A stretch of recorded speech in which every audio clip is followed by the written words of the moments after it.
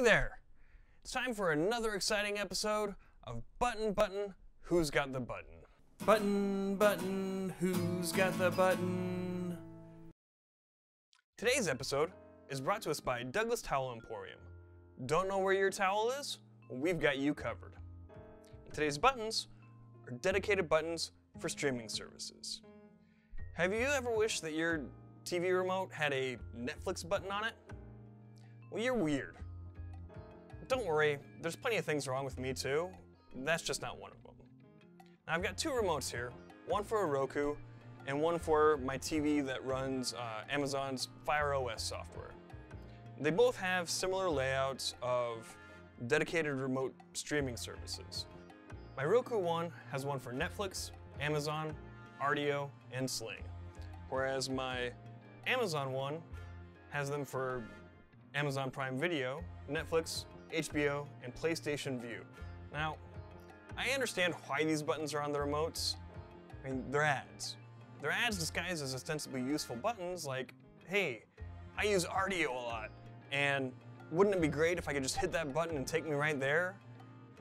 But I think they're bad for a number of reasons.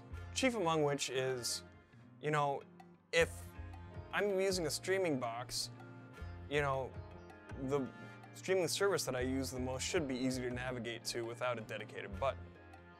Two, for the buttons to be of any use to the consumer, they have to be subscribed to the service in question. I don't have a PlayStation Vue subscription, so that button really doesn't do anything for me. Which brings me to point C. You know, what happens when the service isn't around anymore? You know, my poor little Rdio button here hasn't had anything to do since 2015.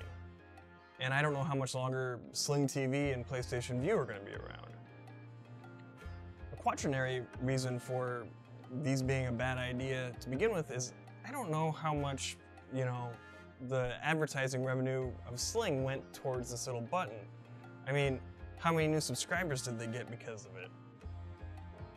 The penultimate reason I think these buttons are bad is that they can't be repurposed.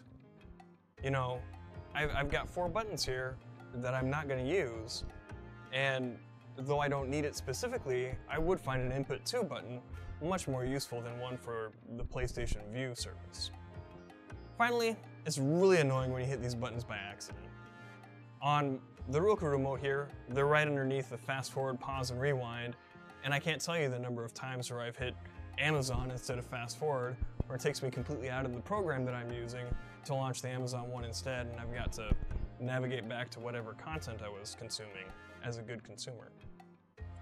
Same with the Amazon TV remote. While it's not as common for me to hit those buttons by accident, I have done it before. For all those reasons, I'm going to give streaming service buttons a thumbs down, and that places them squarely at the bottom of our list. Now granted, it's only a 2-item list. Will they stay at the bottom? Should they? Can you think of any redeeming qualities of dedicated streaming buttons? Leave your thoughts in the comments below. And until next time, keep your finger on the button. We've got more videos you can check out over here. And if you click this button, you can get subscribed.